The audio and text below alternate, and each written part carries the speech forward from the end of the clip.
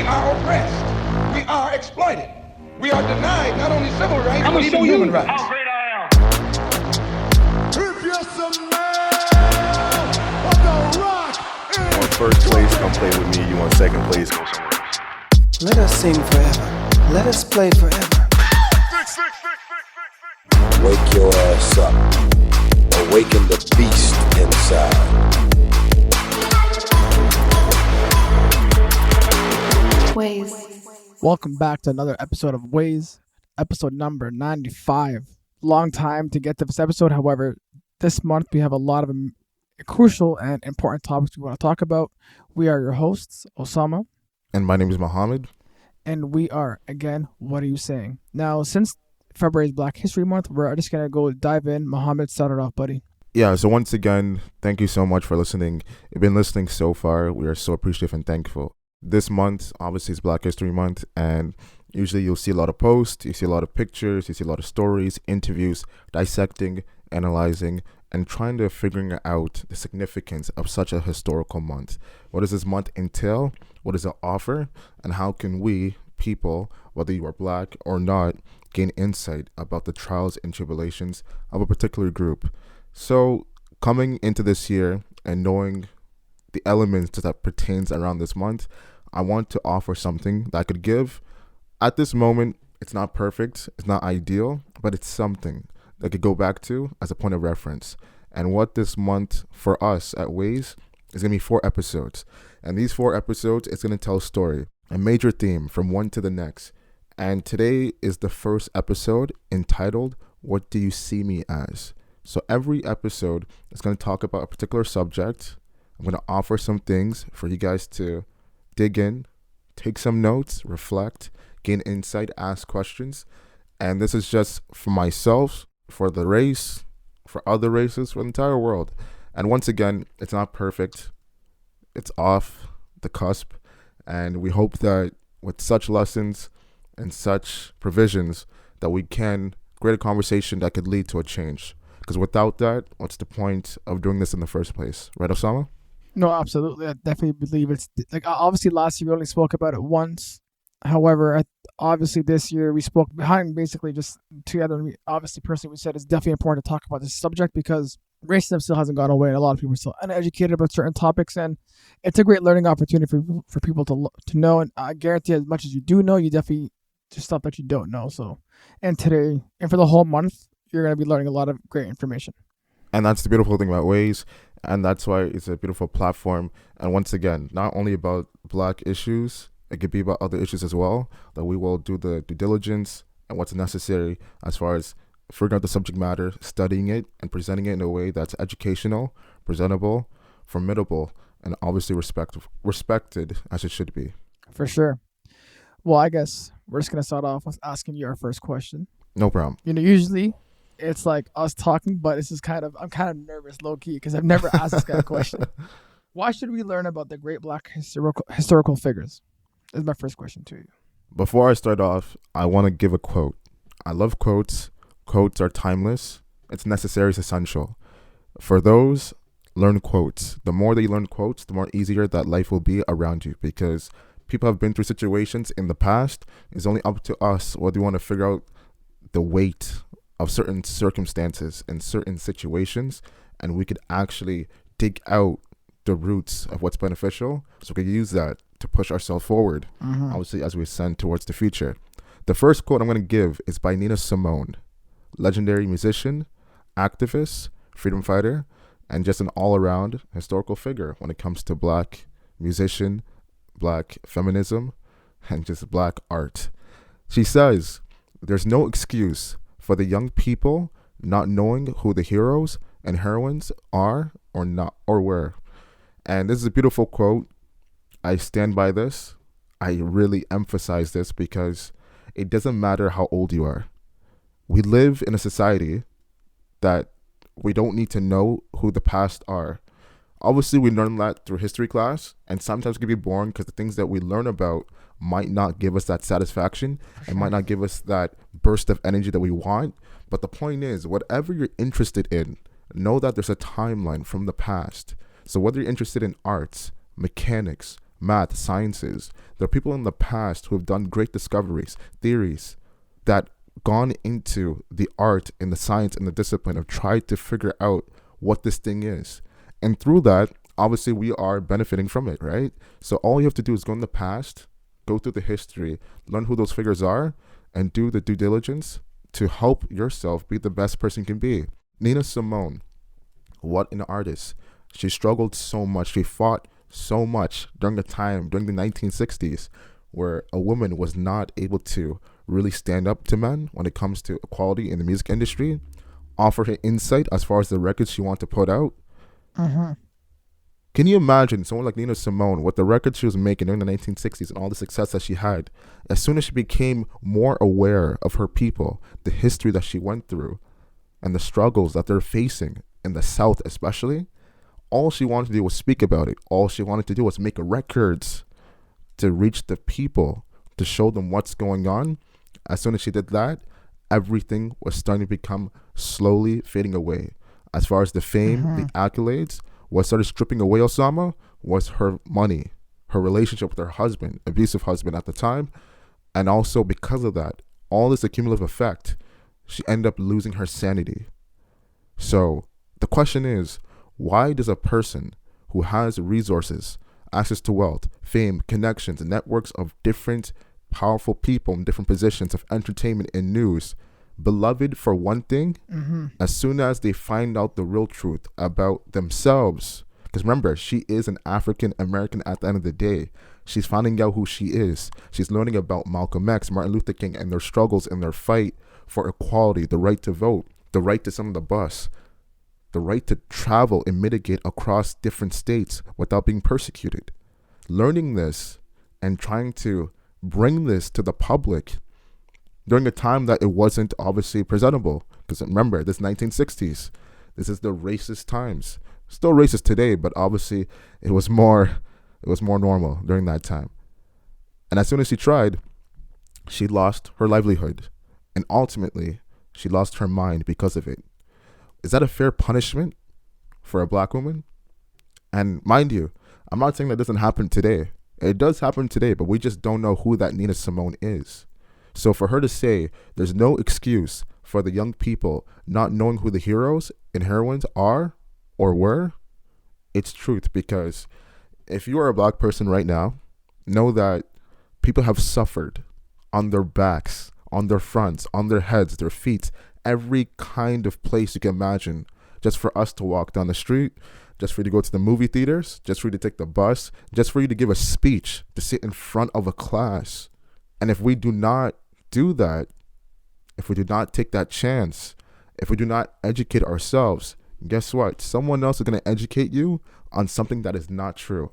And when that's the case, you will perceive yourself as less than, always. And are you less than? Do you deserve to be treated less than? No, you're greater.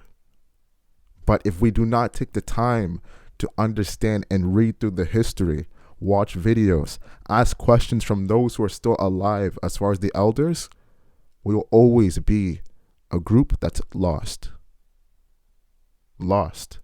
forgotten, and treated as such, because there's no unity, there's no equality amongst each other, and there's no accountability. And most importantly, there's no respect. Respect among peers, respect among generations between parents and children, and respect between parents, grandparents to children as well. So when you have 3 generations lost, no definitive timeline, what do you want? What can you ask for? What am I doing coming to you asking for rights, for freedoms, for justice, if I can't even talk amongst myself, if I can't even go back to myself for a frame of reference, for that could just help my day be more beautiful? Because I'm under gray clouds. I need to see what's in front of me. But if I don't know what's behind me, I'm just on a path of a lost trail. That's very true. Like, there's one thing that I guess you said, which kind of shocked. I don't want to say shocked me, but I guess it's like maybe speechless. Is like how you said back in the 60s, obviously, it was more racism. He's like, and you're like, there is now still, but it's more normal then. it was more normal back then, which is kind of sad to hear because that is the truth. And obviously, it seems as though it's almost normal now to be racist and like it's okay to get away with certain stuff. And obviously, it's like, I guess, preparing for this interview and for everybody listening, if you see like we're so calm, it's because obviously it's a serious topic. So get with the vibe. But mind you, I guess it leads me to my next question because what is race to you? And obviously, it's a cliche question, but obviously more into it in terms of the actual defined answer, which obviously no one can answer better than you. I'm going to go according to the definition from Merriam-Webster. So Merriam-Webster defines race as any one of the groups that humans are often divided into based on physical traits regarded as common among people of shared ancestry. So based on the definition alone, where you come from amongst a group, it could be from Africa, it could be from India, China, wherever that timeline is, the physical traits and the colors and the aspects that defines a group obviously accumulates into what a race is. So we have white people, we have brown people, we have black people, we have yellow people, and obviously there's different colors and different shades that are mixed as well. So at the end of the day, race is clear by now. I know that. I don't even need to know. Someone's going to tell me that I'm black. Yeah. Do you know what race you are, Osama? Yeah, man. I'm Arab. You don't even need to know that. Someone's going to tell you you're an Arab. Exactly. But the point is, but with what intention are they going to tell you who you are? That's the question. And that's the problem. It's one thing to know who I am. And it's one thing to know that you know who I am. But the problem is, it's the way you tell me. It's the way you address me. It's the way you acknowledge me of what I am and what group I belong to. The problem is most people acknowledge the race of one is a part of in an undertone, direct or indirect, with disrespect, arrogance, and arrogance. Why am I addressing you as an Arab in the formation of disrespect, hatred, violence, distributive violence, informative justice? Why is someone addressing me as a black person with hatred, disrespect, and violence? Direct or indirect. But that's a one level kind of notion. Let's take it up a notch. As we all know, your name's Osama. I've known you since the age of 6 years old. I grew up with you during the 2000s, a different time in history, philosophically, politically, and socially. It was socially acceptable to call someone a terrorist based on the identification of who they were, what race they're a part of. Guess what? That attributed most to those who are brown and Arabs. So if a person like you was walking down the street in the 2000s, I could easily say to you, that terrorist. You're a terrorist. But at the same time, Osama, I'm acknowledging who you are. I'm calling you an Arab. But instead of saying Arab, I'm going to say you're a terrorist. Yeah. And as we all know, for us, for blacks, there's a word that people use to address us as well. Essentially saying you're black, but the intention is not according to the definition of Merriam-Webster. And obviously that word is the N-word. And there's different variants of the N-word. N-I-G-G-E-R, N-I-G-G-A-R, N-I-G-G-A. And we all know what this stands for, and we know the history and the weight that it carries. And it's still used today.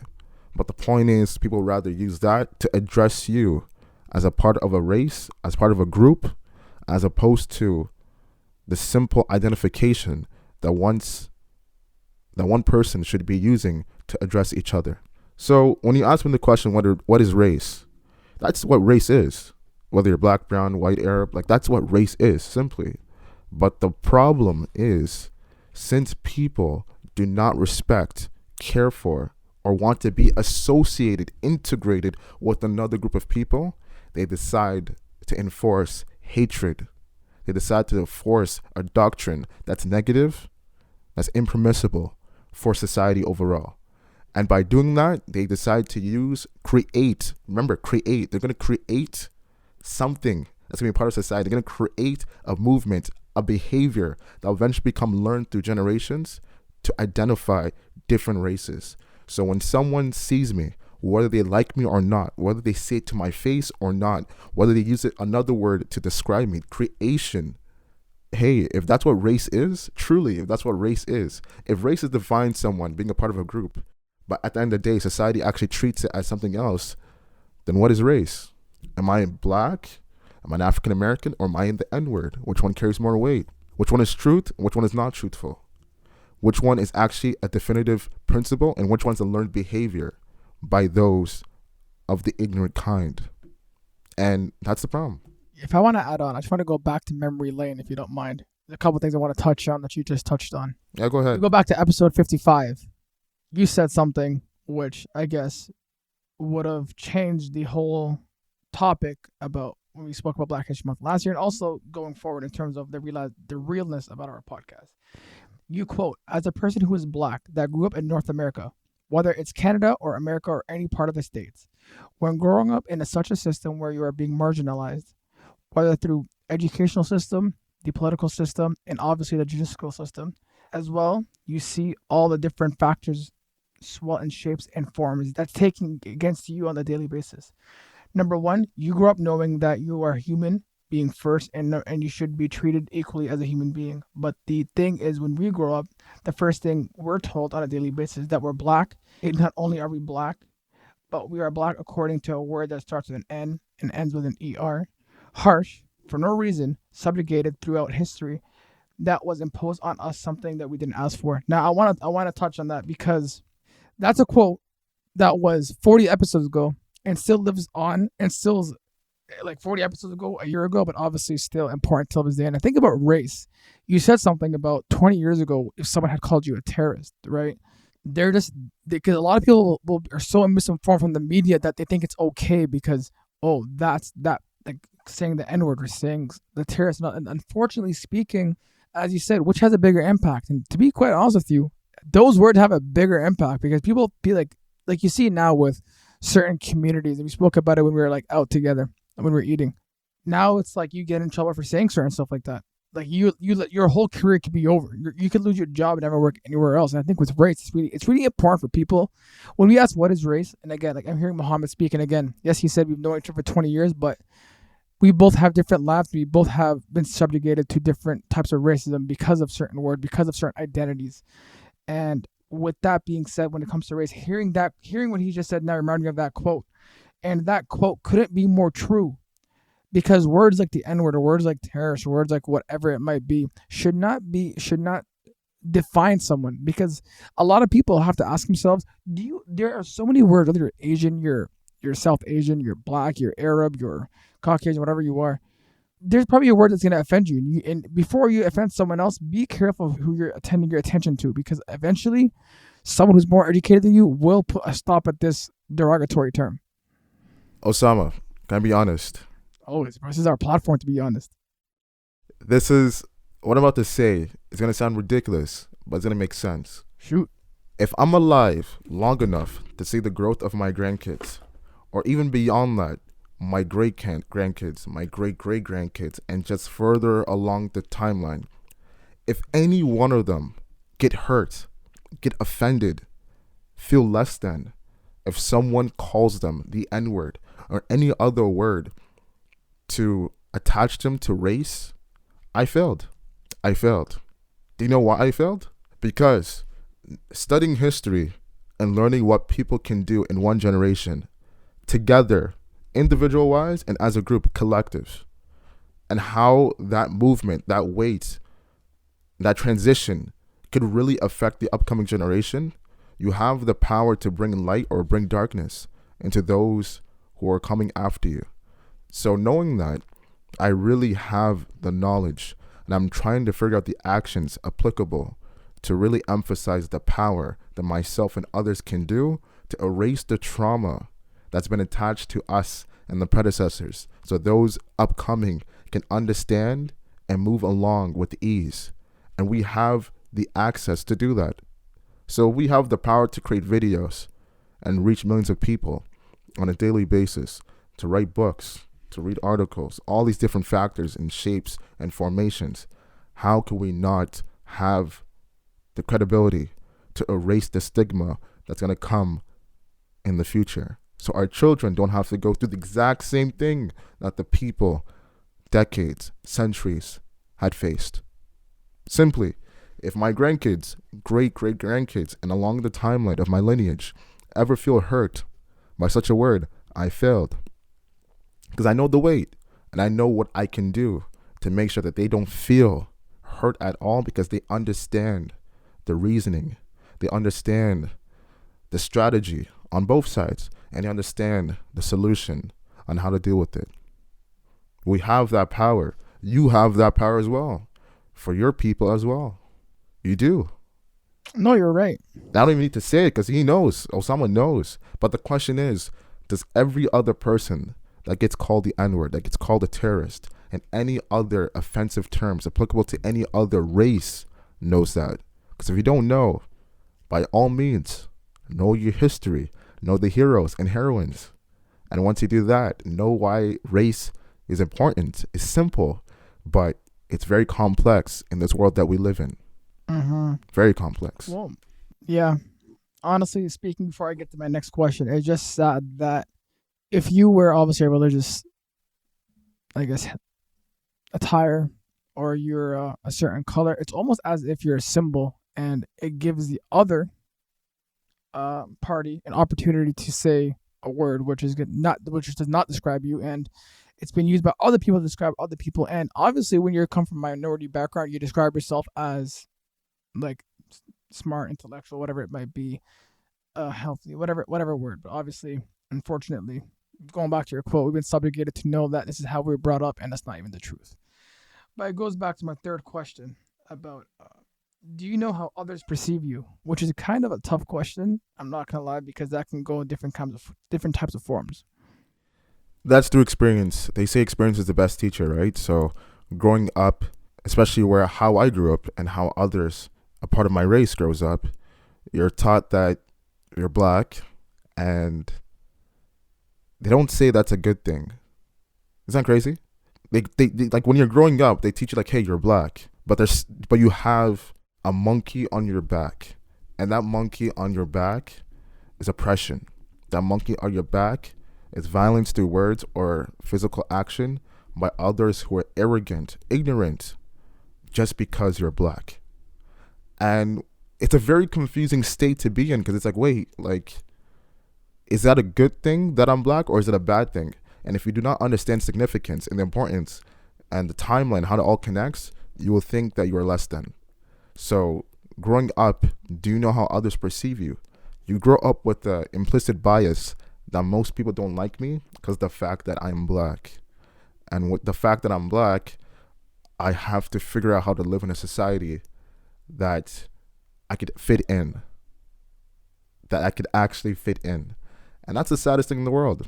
But as you grow up, for myself personally, and just doing history amongst myself and the people, you know how special you are, you know the value and where you came from.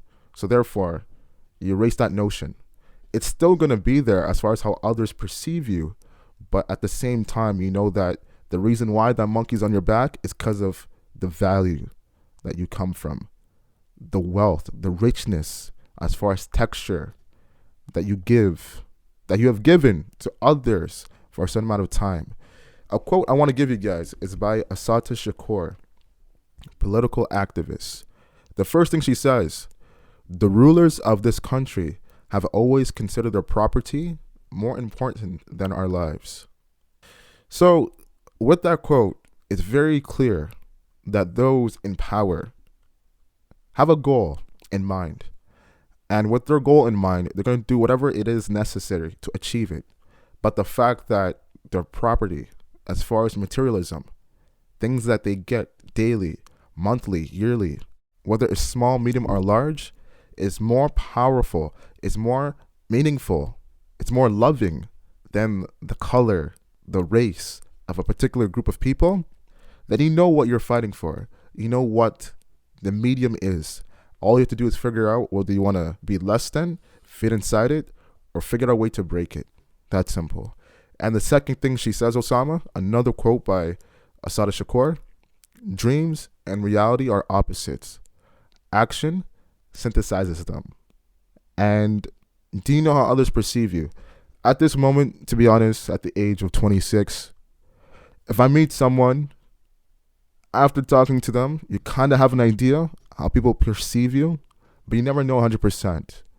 But based on your character and what you do for others and how you treat others, you hope that the perception that you leave with people is of respect, honesty, and just a credibility that you could give to your people. Because most people are going to have a misconception about your race and how people act. You have the power to break it or continue that ignorant assumption. At the end of the day, most people carry assumptions. So knowing that one person is going to come into your life with an assumption that is not true, you have the power to break it with the sword, with the hammer. But the point is, break it with your words, break it with love, and break it with the truth. And when you do that, life is beautiful and we can all coexist peacefully, as we should. Right, Osama? Of course, you know the thing is about how others perceive me. I guess just to add on to your point quickly, it's kind of contingent because obviously every conversation is different between certain people, and obviously you could tell by the conversation you have with someone where it's going to go, and you got to be smart enough to control it. And you got to, like, for example, if you realize it's going to go down a dark hole, like immediately, like, listen, I don't know who you are, because again, like, amongst the thing is, I think when you talk about this topic about how people perceive you, when you talk about your friends and you have jokes here and there, again, you know the context. I'm not gonna start saying some rich stuff. No, I'm just obviously saying you have small jabs here and there, and yeah, like, it's friendly. But for me, I was never one in a long time, I should say. I was never one to like continuously care what people think, because if someone's gonna think I'm a terrorist or someone's gonna think you're the N-word, well, you're not gonna change that. They're gonna continue thinking that because of bad programming. Unfortunately enough, you always tell me that, you always tell everybody actually, that you should only worry about what you think about yourself, because that's what truly matters. At the end of the day, as you mentioned, like, our podcast is over the world. And by the way, we just entered Slovakia, so shout out to them. And majority of our people, like, we're entering a lot of like countries which are Caucasian. So, and we're not even from that demographic. And they're listening to us because we're speaking truth. And to me, I think when you're perceiving others, first you have to, it's like going back to that quote, never judge a book by its cover. So when you're talking to someone, ask if you think it's a dumb question, just ask it, because I guarantee you they would rather you ask that question before you start assuming something about their culture, which is going to be more racist, or assuming stuff that which is not even part of their culture, which is like you're getting yourself in a deeper hole. Again, and some people, I'm not going to worry about, like, when you tell me something, for example, like, yo, like, I don't like what you did, I'm going to take that to heart, because obviously I've known you for that long. We built a friendship. We built a great relationship. But if someone who's always going to be talking smack, by all means, bro, like, no matter what I say to you, it's not going to change. Can I tell you a quick story? Yes, sir. Knowing what you just said, it just reminded me of a quick story. And the fact that people walk around with assumptions, whether true or not, you have the power to break it with ease. A few years ago, around this time, I was living in downtown Toronto, and I started meeting a lot of very, very intellectual people in different fields and disciplines. And as I started meeting these group of people and started hanging around them more and more, I realized that after a while, they wanted to hear what I had to say and different views about the world and different views about my race. And understanding this, I'm like, these people, just by talking with them and seeing how they look at me and feeling comfortable, at ease finally, Yeah. I could just tell that they'd never really been around black people as much. If anything, it was a quick encounter, whether good or bad, but they never really had a chance to sit down and get to know someone of my identity. And knowing that, consciously knowing that, I made an understanding that I have the power to change their perspective forever. Or I can make it worse. Voice crack. And let me tell you this. One of the guys, I won't say his name, we wanted to get breakfast. And we're eating. And then I think everyone left. It was just me and him. You know what he says to me, Osama? I actually want to know this. He's like, hey, yeah, so Halloween's coming up, in like a few weeks or so, and we're gonna have a get together and stuff. We're gonna have like a party and stuff. Would you like to come? I'm like, no, I'm okay and stuff. Thank you for the offer and everything, but I'm okay. And he's like, yeah, no, it's no problem and stuff. And we're just talking. And he's like, yeah, like, do you ever wear costumes and everything and all that stuff? I'm like, no, I don't wear costumes. I don't wear costumes, right? And he's like, okay, no problem. Now you could just tell that he wants to say something to me or ask me something. Yeah. At this point, we've known each other for a few months. He's comfortable, but he wants to ask me in a way that's not going to offend me. So he's like, yeah, I have a costume. Like, I have an idea what I want to wear. So I'm like, what's your idea? He's like, yeah, because he loves sports. He's like, I want to wear like a sports jersey of a particular basketball player. I forgot which one it was. And I want to paint my face black and everything. I want to paint my face black. I want to paint my arms black and everything. Like, I really want to do that. What do you think? Now, in that situation alone, someone is literally telling me, this is probably 2018, that they want to do blackface as a costume. That they want to wear blackface as a costume. You're not going to find out about this. You're never going to find out of people doing blackface in parties, secret places, unless it is exposed. The fact that he felt comfortable telling me, asking me, like, what do you think about this?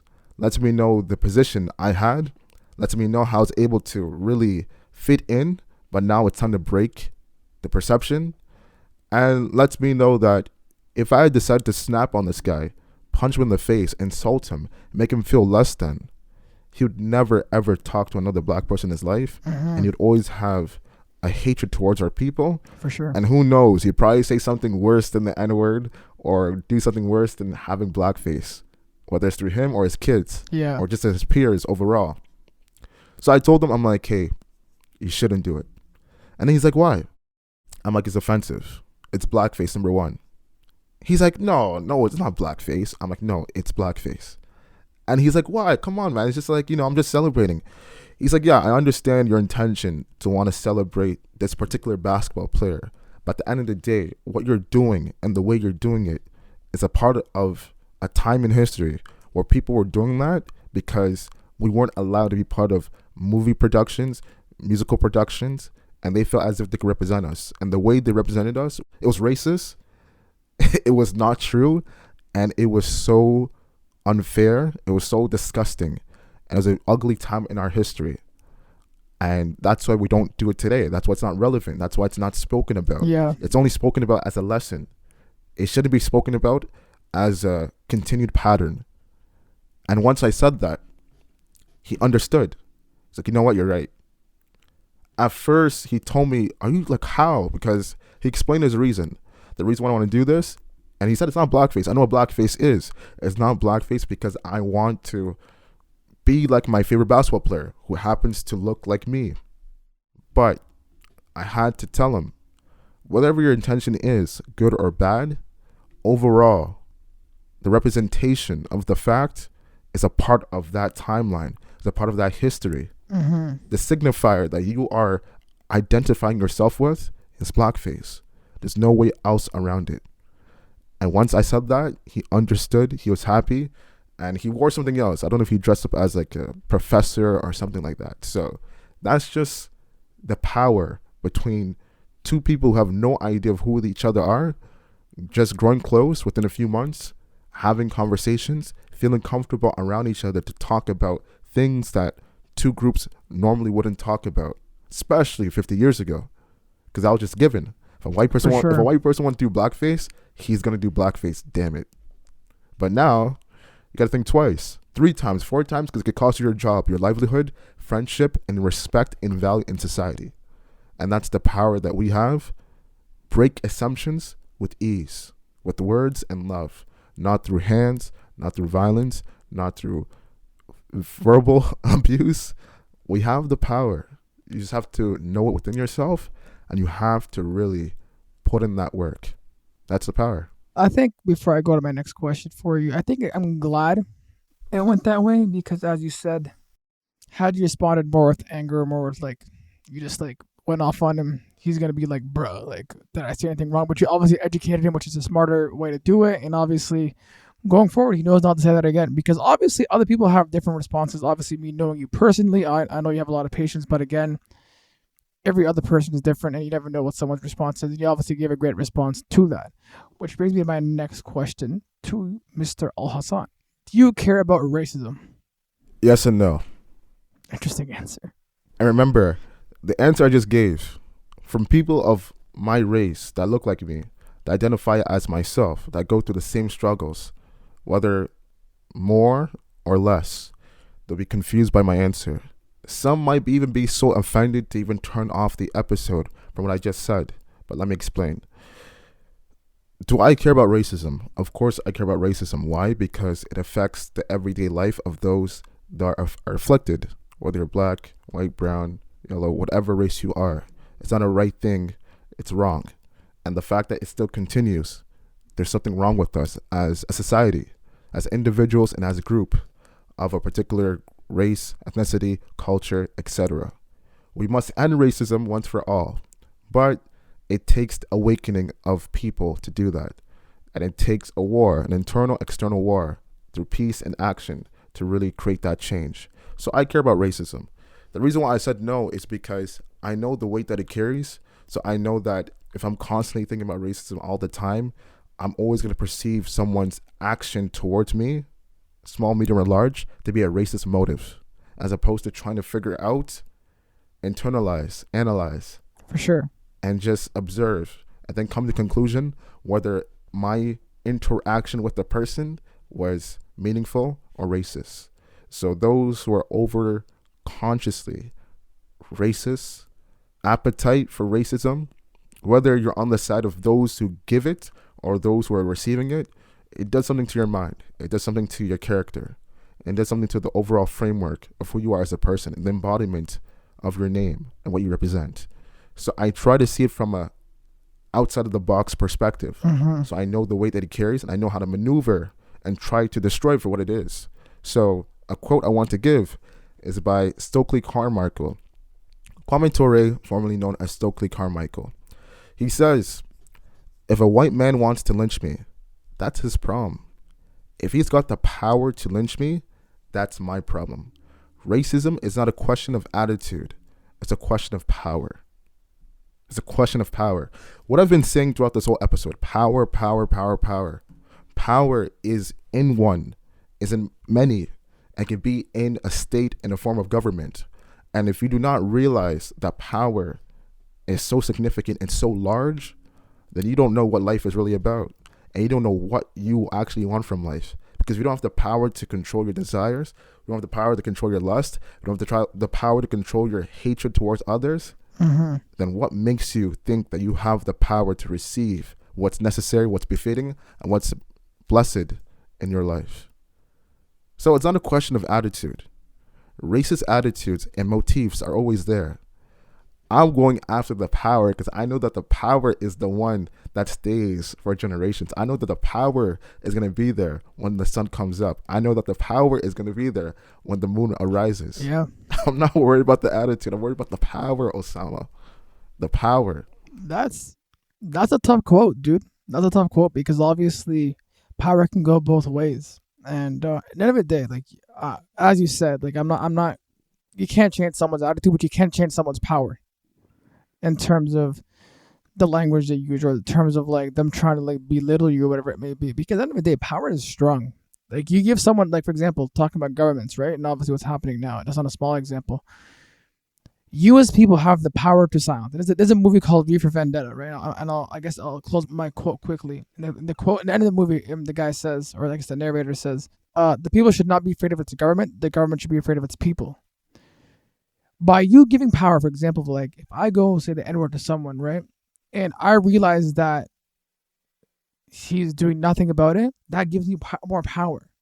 But if someone calls me, for example, a terrorist, and I'm like responding back in a respectful, powerful way, where I'm like, you will never say this word again because there are consequences.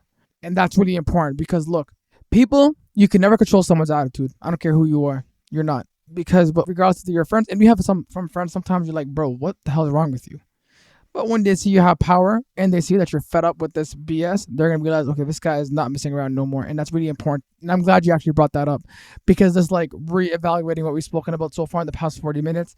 Power is that key thing that people have to understand, which is important.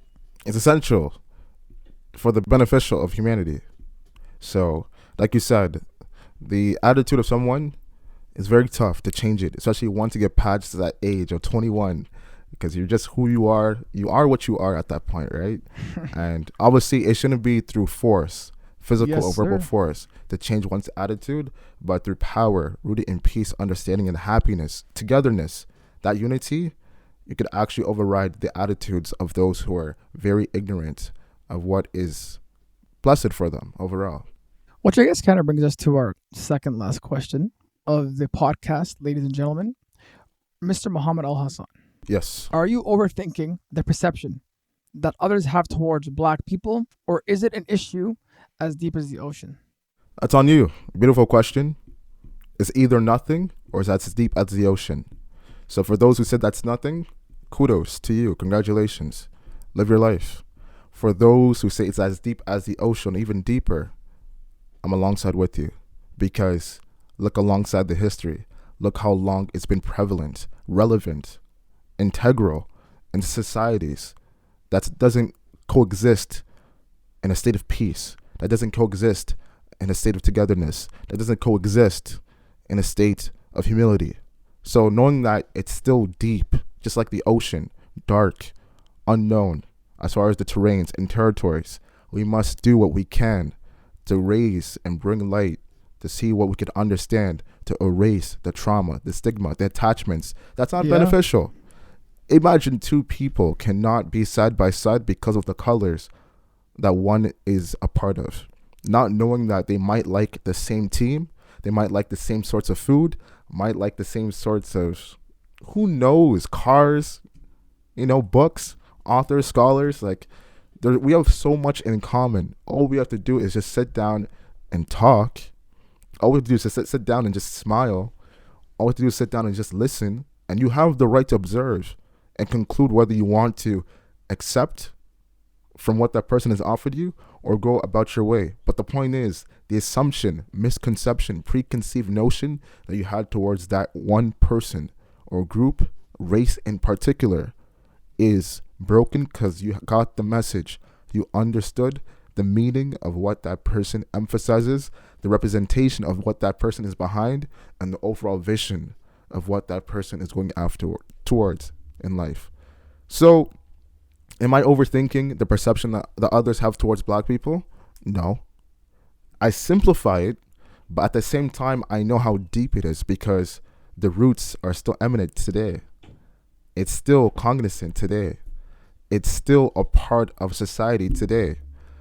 I have to wake up on the news. I have to check my phone. I have to see what's going on social media to know that someone has been gunned down, that someone has been choked, that someone has been treated wrongfully, whether by a police officer or a citizen. And I have to tell myself that this happened to an individual that looks like me. And I have to tell myself that the person that enforced that harm could have broken their assumption if they just had the chance. If they had the chance to change. And guess what? They probably did have the chance. Multiple chances, they didn't change. Once again, that's the attitude. But the power that that person had over the other person that's either dead, paralyzed, disabled, either way, afflicted for life. It's the power. That's the question. That's the thing I'm going after towards. Attitude is what you think of, what you know when you're growing up. Now when you get older and you realize how the world is structured globally, as far as globalization, it's the power. That's what we're going after towards. And I have a quote. KRS-One, rapper, thinker, activist. Knowledge reigns supreme over nearly everyone. That's what it stands for. That's what his name stands for. He says, understand the game. The game you were born perfect. The game is you were born perfect. But you enter a system that makes you imperfect due to the perception of yourself. Meaning, you're born perfect, but you don't see yourself in any perfected state. In any part of your environment, perfection and beauty and strength and courage is always in the image of the one oppressing you. That's what he says. So, meaning that you are special, you are valuable, you are able to contribute to society. But if you think that your state of mind, your collective group environment, where you're from, is less than, has no meaning at all, broken, know that that perception that you have of yourself and your group of people, your race, is all under the control of the ones who have the understanding, awareness, the consciousness, and the strategies to make sure that you always see yourself less than. And that's a form of oppression. It's not direct, it's not obvious, but it's shadowing, it's behind, it's masking. So you have to do your due diligence and job as a human being, as a thinker, being insightful, inwards, intrinsically, to find out what the real meaning is behind everything that's happening in a life of one person. Justified or not, it's on you. A lot of these questions that I'm asking are so tough to ask you because, one, knowing you personally, like it's rare enough that we have a lot of race conversation just because we both kind of understand.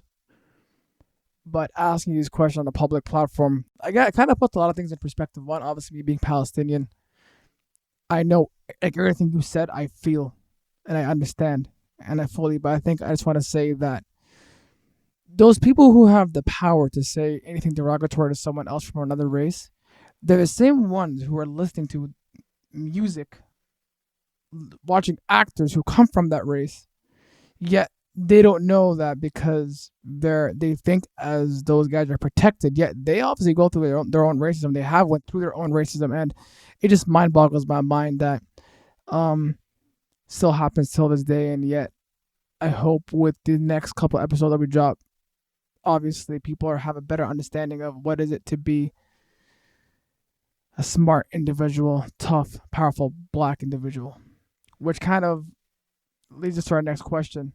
Is this a problem only locally? Before I answer that question, I have something to say about what you just said. Another quick story. A famous rapper, I forgot who it was, but he spoke about a situation when he grew up in New York. And as we know, New York, you have different neighborhoods. You have Spanish neighborhoods, you have black neighborhoods, you have Italian neighborhoods. And during that time, especially in the 80s, when there was a lot of racism between Italians and African Americans, you couldn't go to Italian neighborhood by yourself if you're black. Italians and African Americans, you couldn't go to Italians and African Americans. You couldn't go to Italians and African Americans. You couldn't go to Italians and African Americans. You couldn't go to Italians and African Americans. You couldn't go to Italians and African Americans. You couldn't go to Italians and African Americans. You couldn't go to Italians and African Americans. You couldn't go to Italians and African Americans. You couldn't go to Italians and African Americans. You couldn't go to Italians and African Americans. You couldn't go to Italians and African Americans. You couldn't go to Italians and African Americans. You couldn't go to Italians and African Americans. You couldn't go to Italians and African Americans. You couldn't go to Italians and African Americans. You couldn't go to Italians and African Americans. You couldn't go to Italians and African Americans. You couldn't go to Italians and African Americans. You couldn't go to Italians and African Americans. You couldn't go to Italians and African Americans. You couldn't go to Italians and African Americans. You couldn't go to Italians and African Americans. You couldn't go to Italians and African Americans. You couldn't go to Italians and African Americans. You couldn't go to Italians and African Americans. You couldn't go to Italians and African Americans. You couldn't go to Italians and African Americans. You couldn't go to Italians and African Americans. You couldn't go to Italians and African Americans. You couldn't go to Italians and African Americans. You couldn't go to Italians and African Americans. You couldn't go to Italians and African Americans. You couldn't go to Italians and African Americans. You couldn't go to Italians and African Americans.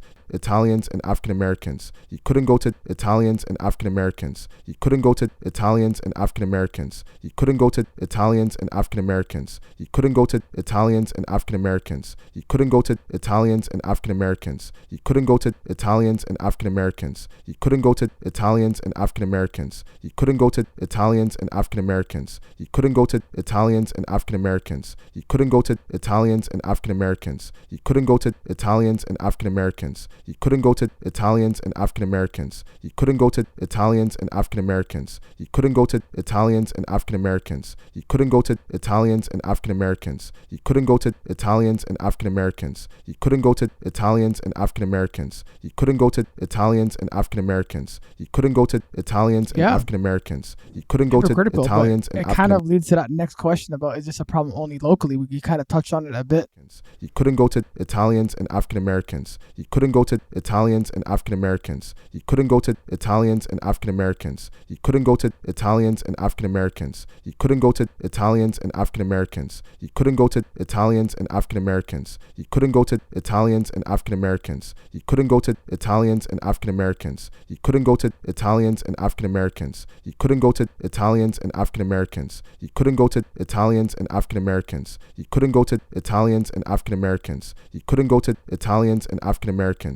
You couldn't go to Italians and African Americans. You couldn't go to Italians and African Americans. You couldn't go to Italians and African Americans. You couldn't go to Italians and African Americans. You couldn't go to Italians and African Americans. You couldn't go to Italians and African Americans. You couldn't go to Italians and African Americans. You couldn't go to Italians and African Americans. You couldn't go to Italians and African Americans. You couldn't go to Italians and African Americans. You couldn't go to Italians and African Americans. You couldn't go to Italians and African Americans. You couldn't go to Italians and African Americans. You couldn't go to Italians and African Americans. You couldn't go to Italians and African Americans. You couldn't go to Italians and African Americans.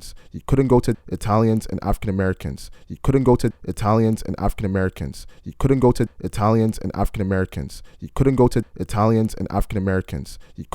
Italians and African Americans. You couldn't go to Italians and African Americans. You couldn't go to Italians and African Americans. You couldn't go to Italians and African Americans. You couldn't go to Italians and African Americans. You couldn't go to Italians and African Americans. You couldn't go to Italians and African Americans. You couldn't go to Italians and African Americans. You couldn't go to Italians and That's a tough quote.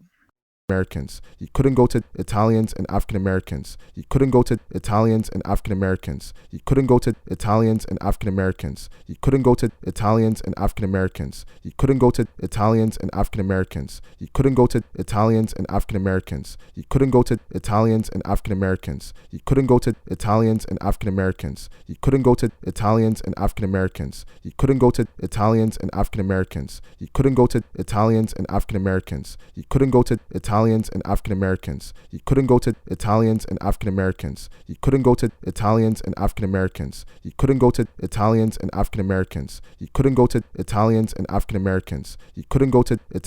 African Americans. You couldn't go to Italians and African Americans. You couldn't go to Italians and African Americans. You couldn't go to Italians and African Americans. You couldn't go to Italians and African Americans. You couldn't go to Italians and African Americans. You couldn't go to Italians and African Americans. You couldn't go to Italians and African Americans. You couldn't go to Italians and African Americans. You couldn't go to Italians and African Americans. You couldn't go to Italians and African Americans. You couldn't go to Italians and African Americans. You couldn't go to Italians and African Americans. You couldn't go to Italians and African Americans. Couldn't go to Italians and African Americans. You couldn't go to Italians and African Americans. You couldn't go to Italians and African Americans. You couldn't go to Italians and African Americans. You couldn't go to Italians and African Americans. You couldn't go to Italians and African Americans. You couldn't go to Italians and African Americans. You couldn't go to Italians and African Americans. You couldn't go to Italians and African Americans. You couldn't go to Italians and African Americans. Well, I definitely do believe that people who are listening to this podcast, they definitely learn a lot. It's hard for me to ask these questions knowing you for 20 plus years. Hard because a lot of these questions are one, touchy, and two, you can't joke around about. Also, just go back to what you just said about, yeah, it's definitely not a local problem. It's obviously a worldwide problem. But obviously everybody locally, depending where you live, you face certain discriminations because of certain cultures that you might live in. Or you may live in a country which is not your immediate or predominant culture, which again makes it hard to live, specifically if you lived in the early 2000s. You know what I'm talking about.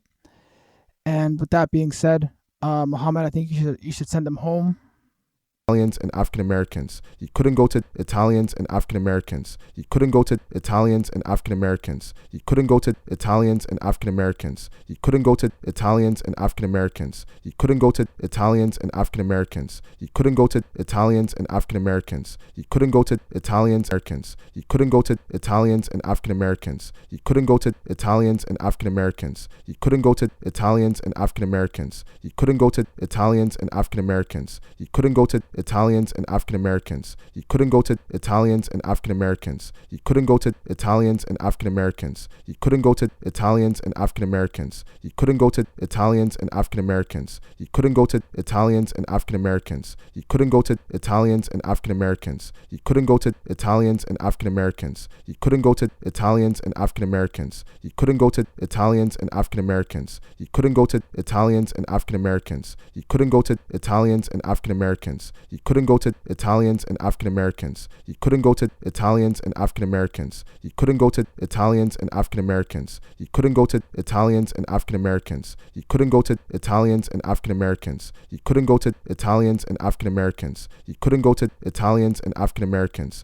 go to Italians and African Americans. You couldn't go to Italians and African Americans. You couldn't go to Italians and African Americans. You couldn't go to Italians and African Americans. You couldn't go to Italians and African Americans. You couldn't go to Italians and African Americans. You couldn't go to Italians and African Americans. You couldn't go to Italians and African Americans. You couldn't go to Italians and African Americans. You couldn't go to Italians and African Americans. You couldn't go to Italians and African Americans. You couldn't go to Italians and African Americans. You couldn't go to Italians and African Americans. You couldn't go to Italians and African Americans. You couldn't go to Italians and African Americans. You couldn't go to Italians and African Americans. You couldn't go to Italians and African Americans. You couldn't go to Italians and African Americans. You couldn't go to Italians and African Americans. You couldn't go to Italians and African Americans. You couldn't go to Italians and African Americans. You couldn't go to Italians and African Americans. You couldn't go to Italians and African Americans. You couldn't go to Italians and African Americans. You couldn't go to Italians and African Americans. You couldn't go to Italians and African Americans. You couldn't go to Italians and African Americans. You couldn't go to Italians and African Americans. You couldn't go to Italians and African Americans. You guys thought we were done? I don't think so. We still gotta wrap it up. Please follow me at Kusa300. Follow my co-host Muhammad at Muhammad.global. Make sure to follow our page at Instagram. Also, make sure to subscribe to all our platforms. We drop every Wednesday at 12 p.m. Thank you. We'll see you next week.